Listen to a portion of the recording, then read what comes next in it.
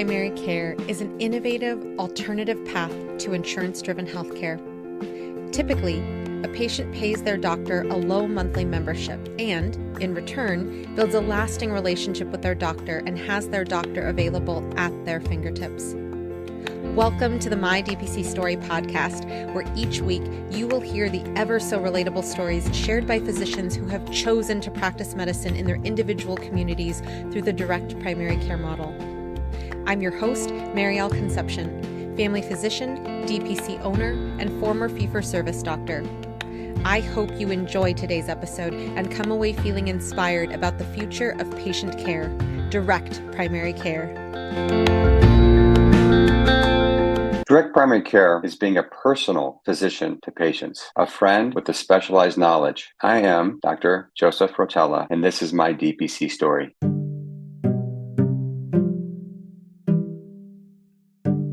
Dr. Joseph Rotella is dedicated to addressing the fundamental building blocks of healthcare, including disease prevention, chronic disease management, service delivery, workforce development, and leadership. With a passion for inspiring and motivating individuals toward a healthy lifestyle, Dr. Rotella believes in making a positive impact one person at a time. With extensive experience in healthcare, Dr. Rotella specializes in family medicine, chiropractic care, and integrative and lifestyle medicine, offering a multidisciplinary approach to patient care and disease treatment. Known for excellence in office administration and medical operations management, Dr. Rotella consistently achieves fiscal and organizational goals while avoiding unnecessary costs. A strong leader with a proven ability to train and direct top-performing teams, Dr. Rotella excels in establishing and managing relationships with decision makers and strategic partners. Recognized for integrity, problem-solving abilities, work ethic, and analytical skills, has earned a reputation as a trusted professional in his healthcare community. He opened Direct Healthcare in the fall of 2021. Thank you so much, everybody, for tuning in. Find out more about DPC, including resources, discounts, my favorite tech tools, and more at mydpcstory.com. Follow us on your social media platforms at mydpcstory, and be sure to subscribe to our newsletter and, of course, the podcast feed so you won't miss when the next episode drops. With that, I am so excited to welcome another fellow Blue Jay. Welcome to the podcast, Dr. Rotella. Thank you so much. Thank you for having me. So I absolutely geek out when anyone from Nebraska or anyone who went to Creighton is on the podcast. So I'm super excited that another person who understands where Creighton was situated, and you don't have to be religious to understand this. The idea of mind, body, spirit was very big at Creighton. And I remember I talked to Dr. Andy Bukowski about this, who had gone through a history of Jesuit schools. But for me, not being Jesuit, just getting into medical school there, I was really inspired during my entire journey in healthcare to take care of the whole person. And I really love that in your clinic, you've found a way to do that exactly. And you've done that under the DPC model after having experience in other models of healthcare. So I wanted to start with, you have a history where you're not only an MD, but you have your doctor of chiropractic medicine. So tell us about your journey getting into your DC first. Well, thank you for having me. It's not really a long story, but it kind of goes like this. When I was at Creighton University, they make you take a lot of theology classes. So I had a minor in theology and philosophy, and my major was chemistry. And I also worked at my family's bakery full-time. Well, I shouldn't say full-time, but on vacations full-time, part-time. And then I also got on the soccer team to play Division I soccer. My grades weren't, I wouldn't say stellar, but I was persistently a good student, but wasn't the best of students. My brother visited a chiropractor, and I always wanted to be a doctor ever since I was a little kid. So that was like, there was no question about that. I knew I wanted to help people. And I remember going into a family physician's office, and there was young persons and old persons, and I was like, I can just treat everybody. And this stuck with me as a little kid, just to be able to help everybody. So when I was getting to graduate and applying to medical school, my advisor told me that I didn't have good enough grades. So I was a little disappointed, and I decided to go to chiropractic school. So I went from Creighton University just down south of Kansas City, which I loved the Kansas City Chiefs ever since then. I didn't miss a home game while I was there the whole entire time. We scrounged tickets every single game, and back in the 90s, and loved every minute of it. And today I'm a fan, even though not on the bandwagon. I've been a true fan since the early 90s. And during chiropractic school, I got straight A's pretty much. And then when I was going to graduate chiropractic school, I realized there was a school in the Caribbean, and I never really seen the ocean. believe it or not, because my dad worked in a factory and I worked with him and played soccer as well as studied. So when I found there was in the Caribbean, I immediately applied to medical school right after chiropractic school, hopped on a plane and began my medical school in St. Martin, American University of the Caribbean. A little to find out, you only do 2 years there. Most of the teachers are retired American teachers from America, obviously. And then we came back here and I rotated through the United States in my last 2 years and took my boards and got a family practice residency at Scottsdale Healthcare. And that's where I did my medical residency at Scottsdale Healthcare. When I was there and graduating after 3 years, they voted me to be the most successful entrepreneur. So when I was there, they gave me a stipend back in 2005, 2002, 3, 4, and 5, they used to give stipends to open up practices rather than buy out a practice like they do today. So they gave me a stipend to open up a practice, being likely to be the most successful entrepreneur. So I started from scratch, my own family practice in 2008 with 0 patients. And I grew that clinic to 4 providers and a total of over 25,000 patients, something like that. It's just incredible. And I want to go back to this idea that you were given this entrepreneur honor, but also that, how you went into using that funding, because most of us in the DPC movement are MDs, DOs without an MBA. And I'm wondering, was it anything in particular that you were recognized for to get that entrepreneurial award? Or was it because of what you were intending to do after, because you had seen like how businesses run in your family's bakery, and definitely how businesses run in the chiropractic world? It's interesting. They call me Dr. Efficiency. Everything that I did, I used to tell the residency director that this wasn't very efficient. This wasn't efficient. This wasn't efficient. So I tried to do as much as I possibly could do to do some policy changes to make it more efficient. And the most important thing in medicine is taking care of a patient, is to treat somebody. And I always said, like, family medicine is not treating age groups between young and old. Family medicine is treating somebody like you're a family member. So we want to treat people like family members, treat them as our friends, and put them as a patient-centric approach. And that was very difficult to do, even in residency, sometimes with all the rules, regulations, policies, and some of their procedural things that we have to do. So I found that very difficult, but I swore that when I get out, I was going to, when I did, open up an integrative practice to put patients first. But little did I know, that's very difficult to do in the insurance world, because the insurance world, we all know there's a host of issues that you have to jump through in order to put the patient first. So true. And pretty much everyone who's listening to this podcast is probably nodding their head. When it comes to how you use the funding, were you given, here's money and you have to achieve certain things, here's money and you have to prove or track your data in order to, earn this money, so to speak, like if somebody got a grant? Or did you get the money and you were able to use it carte blanche? Well, the first thing that I did was send up a line of credit. So because they didn't give you money, they just reimbursed you. So there's a difference. So they didn't give me money, but I had a spreadsheet basically. And then I had to figure out what I needed to utilize my line of credit for in order to start my practice. And then I would send all my payments and my payment stubs to Scottsdale Healthcare. And then they would analyze it and figure out what they're agreed according to their lengthy contract, what they would pay for. Sometimes they didn't pay for some things that I wanted, like a decorative brick wall in my waiting room. They said no. But other things, most of the things that it takes to run an office, they did. And then they make sure you have a little bit of a salary for 3 years. And then as long as you accept their insurance programs, I had to accept every insurance program for a certain period of time.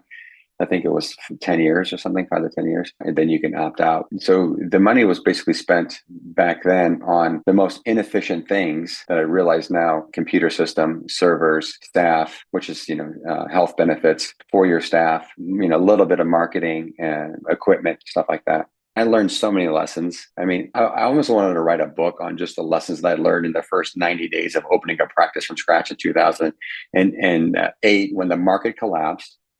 Right, switching to Obamacare with the market collapsing, and then also that was the time where the opioid crisis was booming, and you couldn't give out opioids, and everybody was seeking opioids, but you couldn't give them, and then you had to wean everybody off, and it was kind of a chaotic mess at that time. But I mean, I persisted with the market crashing and all those issues, and I realized that being efficient in medicine is being less profitable. When you say that, could you give us an example of how in your clinic you've seen that demonstrated? Oh, absolutely. When I was a medical doctor and a chiropractor, I had a chiropractic table with a room. I had my medical room with all, and I love sports medicine and injections. So, like right now, I do ultrasound guided injections for all my patients. I love, I got certified in Botox for migraines. And so I always love doing injections. But back then, the medical industry, as well as the medical legal industry with these attorneys, they said, Joey, you're a chiropractor and a medical doctor. You'd be great for MBA cases. And a lot of these pain management doctors, they would say they would refer me patients, their MBAs, attorneys would refer MBAs. So when I saw a patient in my office, I'd usually give them a chiropractic adjustment, evaluation, of course, x-rays, imaging as needed. I'm give them a chiropractic adjustment. I would get out a couple of trigger points on the sore spots, give them maybe just a little bit of muscle relaxer before they go to bed. Maybe some anti-inflammatories. I gave them a chiropractic adjustment. I had some therapy. I gave them on a handout to do home exercises and stretches. And in the following weeks, my schedule was kind of bare. So we used to call these people up, and I used to ask them. I said, "Are you guys coming back for follow-up?" And they're like, well, you gave me the home exercises, that trigger point really, really good. The muscle relaxers were working really good. And they don't need to come back. They don't need to follow up as much. And I said, oh, okay, that sounds good. Then the attorneys called me up and they said, your claims are so low. Usually we can only file them in the thousands of dollars. But I thought that you would do multiple visits for multiple trigger points or multiple manipulations or multiple visits. And I'm like, they got better in just a few. And so they diverted away from me. And then I realized the best doctors, the most efficient doctors to get the patients better had the least amount of visits that would equate into less profitability. I just think about how residency is it's scheduled by other people. We show up, we have a certain amount of things that we need to do in whatever rotation we're on. Did you get the sense that racket that we call fee for service was going on to this extent where you realize later on that really, if you're going to be more efficient, you're going to be less profitable? No, I didn't think about that. I felt like now I kind of relate to like my teenage daughter, when she does some things that are kind of dumb. And I'm like, oh, dear Lord, you don't understand the big picture. And I really did not understand the big picture, especially being, the big picture for, let's say, procedure-based specialties is a lot different than somebody who uses their medical knowledge and looking at somebody's lifestyle. There's an acronym that I always do for all my patients. I call it pencil. It's one of my things that nobody really knows about. So I'm telling you, and you can share it because this is going to be live. But on most patients, I look at prevention for all aspects of their health, as well as their specific condition. For example, if an old man comes in my office and says he has low back pain and his wallet is, 3 inches thick with credit cards and bills, I tell him to take out the wallet and then the back pain goes away. But prevention, exercise, nutrition, counseling, motivational counseling, and setting up challenges, integrative medicine, and lifestyle management. That's my pencil. So that's how I promote lifestyle medicine to my patients, as well as promote trying to figure out what is the root cause of their particular disease. So I look at prevention, exercise, nutrition, motivational counseling, integrative medicine, and lifestyle management, which basically includes sleep and stress. And hard to cover those in a 15-minute or less visit. So my next question to you is, how did you take this realization that efficiency is not going to equal more profitability, and in fact could be less profitability as a result, and then go into your journey to direct primary care?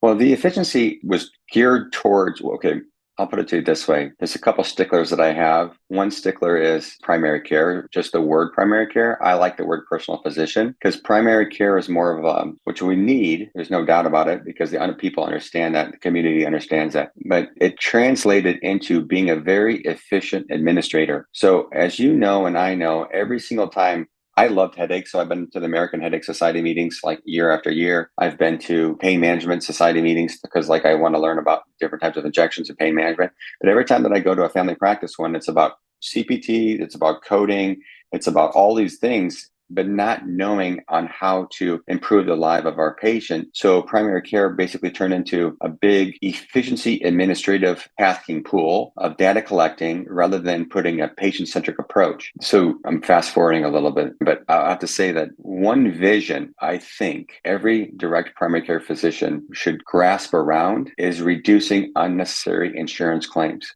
The reason I say that is because we all need some level of insurance. We all do. I think that I'm not saying about universal coverage. I mean, you can have catastrophic insurance. You can have, Even if you got bad insurance, at least you got insurance, you know? But this thing is like, does DPC replace insurance? No. But you need a friend outside the system and a friend or a personal physician to reduce unnecessary claims. The cost of unnecessary claims, according to a few books that I read, are $110 billion unnecessary care. In the book, I said unnecessary care, but I say unnecessary claim. For example, we know big health systems who see a patient as primary care. They do their accountable, they do their risk management, the RAF scores, all these things. They document, and they don't have any time. So they refer out to neurology, they refer out to ortho, they refer out to derm, they refer out to OB. And what that basically means is claims. So direct primary care is trying to reduce unnecessary claims. And I think that's a big step that we can wrap around to solve healthcare. It is beyond true. And I think that once you start thinking about DPC, even if one is not yet a DPC physician, I think that when you start thinking about things under the DPC way to do things, you really, that truth really becomes so apparent. Well, It's unbelievable. if you look at the first idea in my particular vision or the mission for my direct healthcare practice is increasing value for each particular patient in healthcare. So value and quality care that has access. And access means like they can call me or text me, as we all know in this DPC world. So increasing the value by having access to high quality care. And number two is reducing insurance claims. Now, if your goal is to reduce insurance claims, that means that you as a personal physician need to learn more, do more, be more for that particular patient. So we need to do specialized, what I call AOIs, specialized areas of interest. Because in my group, I love migraines. You know, I've been doing migraines since 2008, well, a little bit earlier, but they'll refer me a migraine patient or they do refer me a joint injection. You know, a lot of for my well women, I refer them to somebody else. Somebody in my office loves skin biopsies. We refer them. It doesn't cost patients anymore. So we can do family physicians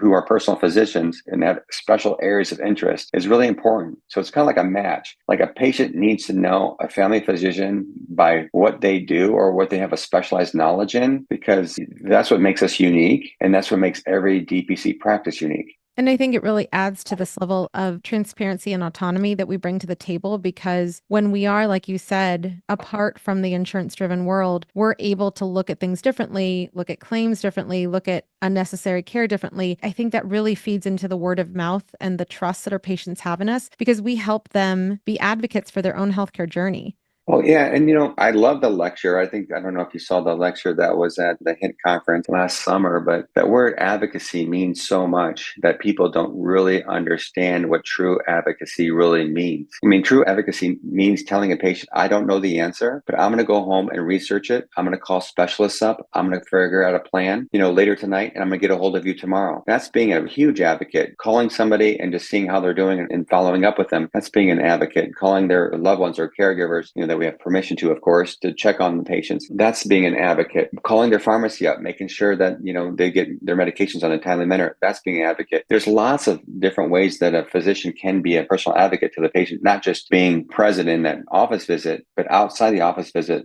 There's a lot of things that we do that to advocate for our own patients' behalf. It's so true. It's so ironic that we're talking about this, because literally I was talking to a staff member at one of the local assisted living facilities about a patient that I have who's living there. And the discussion was about, you know, how do we increase water intake? This patient in particular has dementia. And so one of the things that I was talking to the staff member about was research that I've been doing to try to increase hydration. And she was like, is this a person who's with you right now? Or like you were just reading? And I'm literally, you know, this is just what we do to illustrate your point, is because we have the ability to just be doctors, it really frees up how we can be the doctor and advocate for our patient. And so I do have also patients who are like, I haven't talked with you in like 2 weeks, and you just randomly emailed me about this thing that you read about some study on cardiovascular health or whatever. And they're like, oh my God, they're thinking about us even when we're not there. And it's so funny, because this is what at least I could never really get into at the level that I would have liked to while in fee for service, because it was notes are never done. It was you're an hour and a half behind. It was all of these things. So I don't know if, you know, that resonates with you and your patients, but that's definitely what it's ironic again because I had that conversation Well, today. yeah, I mean,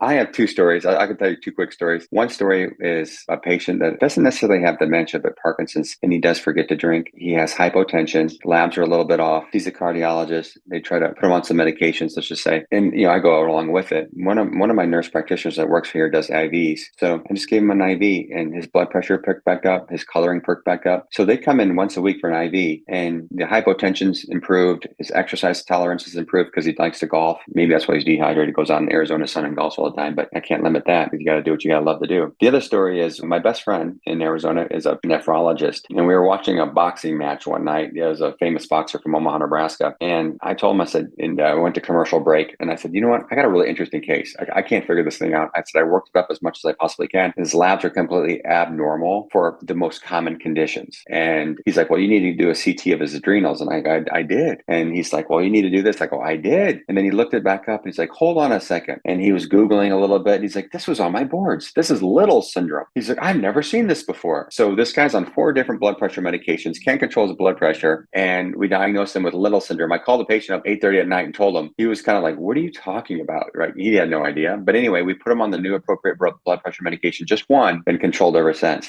And his mother passed away from a stroke because of uncontrolled blood pressure. And so it was really interesting how you said, you're right. We think about our patients outside, and that is patient advocacy to its fullest extent. What you do, what we do, what a lot of physicians do outside of DPC. But at the same time, we have the ability to spend a little bit more quality time to try to find the root cause of problems. So, with you realizing that quality patient care, advocacy, being a personal physician matters, when did you decide that you were going to leave your fee for service way of doing things and transition to direct primary care? I think when my daughter was a freshman in high school, she got into soccer. I was a soccer player. And then during her practices, I remember pulling up my car, getting my laptop out, and then I would log in and I was doing all my patient notes. And all the parents were outside talking, and watching their kids. And then my daughter was like, did you see me practice? Did you see me? Did you take any pictures? I was like, no, I was doing my notes. And then I'd go back home, finish dinner, and then I would finish my patient notes and then repeat that process. And I have to say that at first I thought that was normal, but then I started to realize like, this is not normal workload. And then when I looked at my practice as I was getting bigger and bigger, the more people that I hired, the more administrative work that I did, the more health benefits that I had to offer my staff, I was making less money actually growing my practice than I did as just having me and a couple other providers. I knew that this wasn't normal. Just constantly waking up in the morning, doing charting, my lunch during charting, soccer practice with my daughter, spending not quality time with my daughter. I just said, this is not normal. And when I went to the meetings from the primary care groups and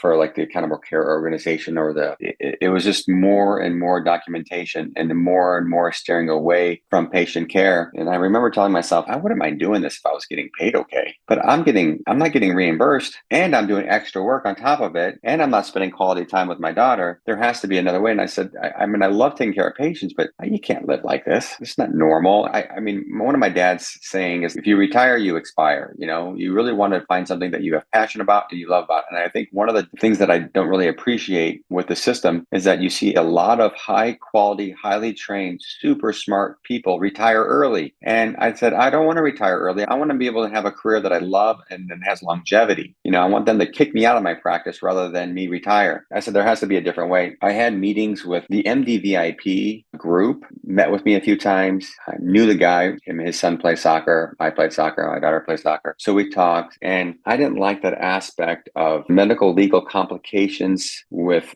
accepting insurance and cash at the same time. Plus, I thought that was a little bit high fee. So I decided to look at other avenues, and that's when I discovered the direct primary care movement, and I researched its history. And then I kind of said to myself, this makes sense. So I bought the books, and then I bought a book for every one of my staff members, and we all read it. And then one of my providers, she's amazing, Dr. Barker, she's like, this makes sense. And she's a Brown graduate, super smart. And she came along and she didn't want to do concierge, but she agreed to this. And we set up a timeline. Our timeline was right around, I would say we were shooting for 6 months, but we did 9 months. So we did a lot of preparation. A lot of people, think, oh, I'm just going to switch my practice. Well, you can, but it does take a deep dive into the amount of patients that you have, how are you going to communicate your message, what your message wants to be, et cetera, as you know. And to make that final switch was difficult. There's no doubt about it.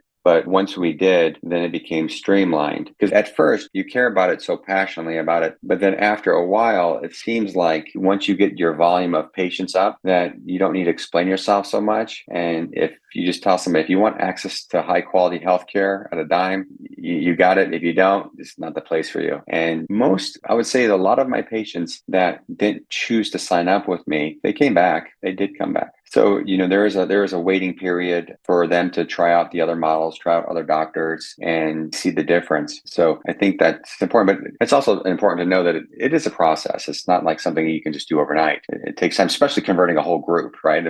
So we staggered it. So we staggered me transitioning first. Dr. Barker transitioned 3 to 4 months later. Then Dr. Summers transitioned 3 to 4 months later. And then Catherine, our nurse practitioner, she was doing a little bit of both, but she also runs a little bit of the wellness on the side. So some of the cash pay services that we do offer outside of the kind of the DPC model that she does.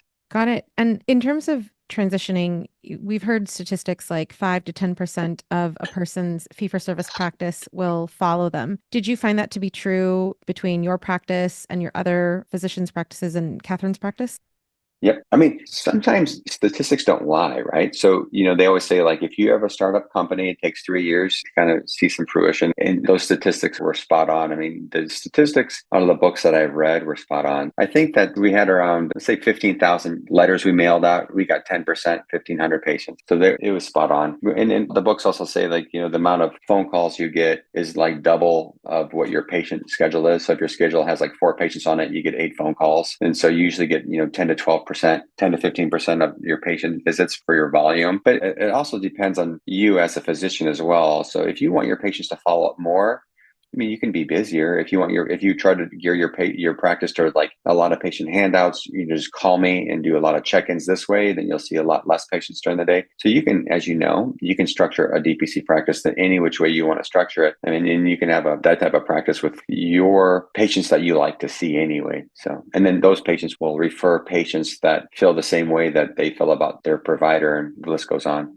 I 110% agree with that. You earlier mentioned how, as part of your residency's reimbursement of your opening a practice, part of that was tied to you had to accept the insurances that they were accepting as well. So did you have to, before you opened your private practice, sign independent contracts with these, BUCA insurances? Or did you have an easier time transitioning to DPC because your name was just continued on with the residency's insurance programs and you did not have to unenroll in any BUCA plans? The residency, the reimbursement had really kind of nothing to do with my practice other than just a little bit of a reimbursement. So I had to contract with Access, which is our Medicaid. I contracted with Medicare. I contracted with all the BUCA. We had literally 3 boxes of health insurance plans that we had to cancel. And the irony, the funny thing is that the first time that the one that we canceled, we tried to renegotiate rates for like, I don't know, 3 or 4 times with Aetna. As soon as I canceled Aetna, the representative was at my doorstep the next day asking if they could renegotiate our contract. I'm like, I've been trying to renegotiate my contract for like 3 or 4 times with you guys in the last 10 years. No. See, what people don't understand sometimes is that when Medicare cuts their reimbursement, a lot of people at that level in Congress, they'll see the hospital systems. Oh, the hospitals are making too much money, or the hospitals are this, but when they'll cut their reimbursement rate, and then all of a sudden, like, what about us little guys? Because when you go into a hospital, you get a cup of coffee, you get lunch, the heater or the electric or the AC's on, the lights are on. But in our independent practices, we have to pay for all of that, right? And so you're going to cut reimbursement. You might dent a hospital a little bit, but you're crushing independent. But to your original question, I do think that I had to cancel each and every contract, and we had my office manager scrub every single contract that we canceled. Yeah, and that's what my next question was. Any strategy tips that you have for those people who are looking to transition a fee-for-service clinic into DPC when it comes to unenrolling oneself or one's practice from the insurances?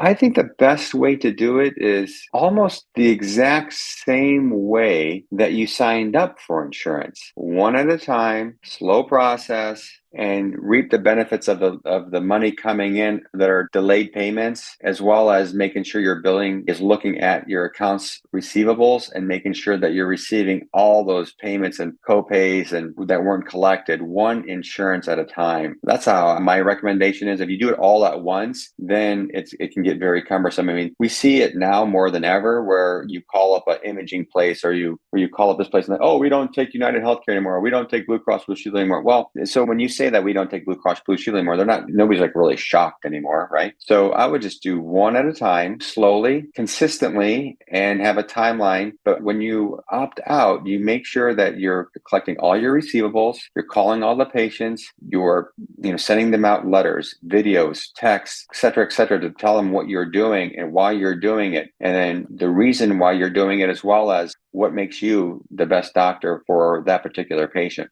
Awesome. And when it comes to your staff transitioning to a direct primary care clinic, did you have any staff turnover in terms of, not needing billers and coders anymore? Did you have any people who were no longer going to be in one role, but could assume a different role under your DPC practice? Well, unfortunately, you have to let people go. It's just the way that it is. Technically speaking, if you wanted let's say a patient, I'm a hypothetical. If you wanted a patient panel of 250 patients, right, you basically can just open up your door, see a patient every hour, and don't really need any staff at all. If you wanted to have a busier practice doing more ancillary services, more procedures, you'll need a medical assistant, you'll need a front office. So we had to let go, I think, about 5 people. So most of those people that we had to let go, we actively pursued job replacement. So we actively called all the colleagues that we know, trying to find them a job. I gave them a little bit of a severance package for their hard work and helping us through this transition. So I didn't cancel their health insurance until 90 days afterwards. So they didn't have to get health insurance or the other benefits. Their day that they left, I extended that to 90 days. So I did a lot for my staff that stuck through it. But it is a sad moment. But there is a time when you have to take care of yourself in order to take care of other people. So true. I absolutely have said that on the podcast before because that's something I learned. I think it was even before I went to medical school. I think that's so true and it resonates. And if that is a motto that helps you get through any overwhelm, entrepreneurship is not a smooth road just with no bumps. And so I think that that's something to keep in mind as you go forward. And now I want to ask about the people who did stay. So you mentioned your physicians who transitioned like dominoes after you, as well as Catherine staying. How did you transition their practices to DPC when it comes to finances? Did you have them stay on as your employees or did they open up their own businesses under your practice name? How did that work out financially?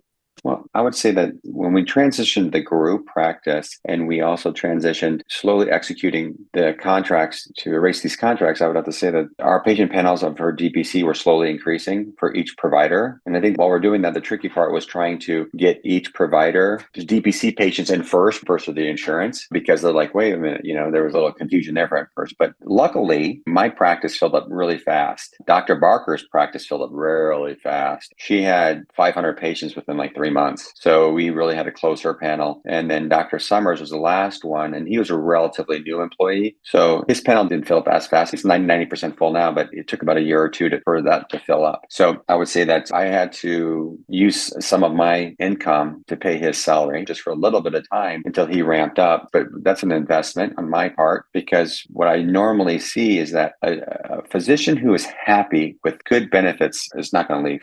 Totally. When it comes to the structure that you guys have, Dr. Barker, Dr. Summers, and Catherine and Kathleen now, I think, is also a nurse practitioner at your practice. Are they all W-2s now? Yeah, they're all W-2s. Got it. Continuing your team as employees, as W-2s, did you change benefits at all for them in terms of, did you switch to different offerings that were still as good quality when you transitioned to DPC, or did you just maintain the benefits that you had previously? Nothing was changed. Not to say that I'm not going to change anything in the future, but nothing was changed. I provide everybody with good health insurance, dental, vision. I provide people with a bonus at the end of the year. I provide people with a 401k plan. So nothing's really changed. Awesome. And any tips on setting up a 401k option for your employees? Because that's something that I know a lot of DPC doctors want to do, but they're not necessarily sure how to go about it because they've not been a small business owner before.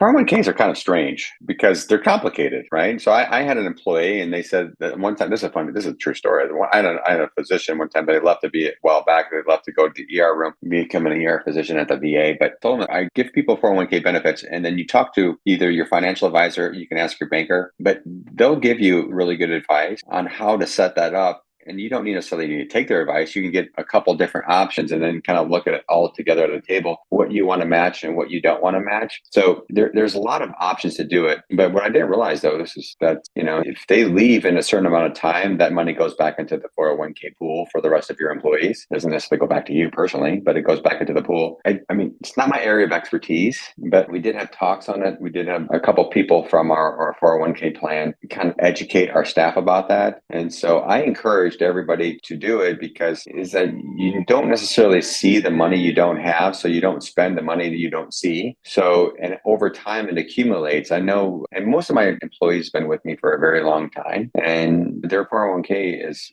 substantial now. So, and you can, as an employer, you can match 1%, 2%, whatever you want. And you can go higher if you want. You don't need to offer it. Some people just give people bonuses if you want at the end of the year. It all depends. But the only suggestion that I would tell a DPC doc that doesn't have an MBA is that it's not difficult. Take care of your staff that takes care of you. If you love your staff and you want them for a very long time, you got to give them great benefits. Awesome. Now, as people were making the decision, now I'm talking about patients to stay or to go. Initially, when you transitioned to DPC in those first, 90 days, who are the people who transitioned over? Just like the books that you read, the people that you don't think are going to transition to DPC, they do. The people that are bragging about their money and their houses and their finances and driving fancy cars, they usually don't. So you're like, what? I thought this guy had a ton of money. So to be honest with you, I would say that most people who want access to high quality healthcare that have a chronic condition, those people transition pretty rapidly over. They don't want to lose the rapport with you as well as you're managing their chronic care and you know them very well. So those were kind of like, they need to stay here. And some people are surprised because they like you and they know you're a good doctor and they trust you. So, it's the whole saying, know, like, and trust. So that's important for people who sign up for your DPC practice. Totally. And it goes back to those people are going to tell people who are usually like them about your practice. And one, because they know the people that they're talking to. And two, they're probably hanging out with like-minded people who value similar things, access, trust, all of these things that we bring in DPC. I absolutely see that feeding into why word of mouth is a massive way that we grow our practices. So true. So now I want to transition to the fact that you offer a lot of services at your practice. And you talked about this earlier in terms of, you've taken care of migraines beyond Imitrex, but since before 2008, but you have quite a significant list of services. I was big in the integrative medicine aspect in the nutraceutical aspect of migraines. I worked with a headache migraine specialist and we developed nutraceuticals for migraines back in 2008, 9, 10. That was fun. But I do think that a lot of doctors, family physicians can provide a lot of services.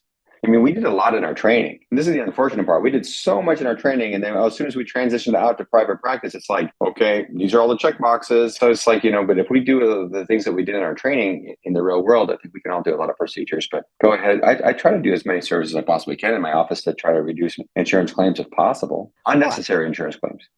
Absolutely. And it goes into my question about how you found those services to be helpful to your community, because I'm wondering, looking at your services on your website, did you put these services because you either were already offering them or wanted to offer them, or did you add certain things because your community was asking for them? Well, so I have a different view for primary care than a lot of people do, because when you learn about family medicine in residency in a hospital-based system, you are a part of that ecosystem of what they need you to be. So you need to do the things that you did in residency to be a part of that ecosystem. In the outpatient world, we have to learn how to take care of the most common ailments. And that's where my chiropractic degree really helped me out as well. Because the most common complaint is back pain. So if you're not a master of back pain, we need to take seminars on how to treat that. Migraine headaches, it's the number one disability for workforce on, missed absences. The cost is huge. I mean, so you got to know headaches, migraines is common. Skin lesions are common. Doing preventative measures is common. and everybody works out and they go to the gym, they do the CrossFit. You got to know your sports medicine kind of things, to treat that. And the injections are simple. I mean, they're not hard once you kind of learn the gist of them. So I just try to look at the most common ailments that people come to see a physician for. I mean, weight loss, that's huge. I mean, everybody should do a little bit of weight loss because it's so common. So these are the things that we should just get into, is just like, look what's inside the community, the most common ailments, and really master those. And that's why healthcare is different in each different state, because every state has their own set of unique circumstances, unique disease states, that occurs. You go to Hawaii and you get stung by some type of fish. They calling me up on the phone. I'm like, I don't know, you might want to go to urgent care on that one, because I'm not really familiar with that type of fish that you're showing me a picture of, In Arizona, we have to check for valley fever. Well, you know what I'm saying? So it's all unique, but at the same time, you got to look at the most common circumstances and, the most common ailments that people come in to see, and we should master those. I mean, you also have to look at, what's kind of around you as well, and what you can refer people to. Because I always try to refer somebody that can do a better job than me at something. So, I think that's also important to know your limitations for your particular standard of care. Absolutely. And I think that goes back to the trust, like you mentioned earlier, being completely transparent and saying, I'm not actually sure, I'll get back to you, and following through with the I'll get back to you part. And then either saying to the patient, I can help with this, or I can help to a little bit more extent before you have to go see somebody else, or I need to send you to somebody else. And that absolutely is really appreciated. I know that from my patients, because we're so rural and access to specialists is so tumultuous and the waits are so long. And so the idea of maximizing what you can do under your training and what you're confident in adding to your repertoire of, to your toolbox, it just compounds so much in DPC. When it comes to your offerings for non-members, I want to ask about this as well, because some people ask about, how do you maintain finances if you're transitioning, or if you're out of residency and you're not sure how to bring in income. For you, you have different tiers for direct pay non-members as well as your DPC patients. So how did you go about deciding what services were going to be offered for direct pay non-members, and how did you decide pricing for those people?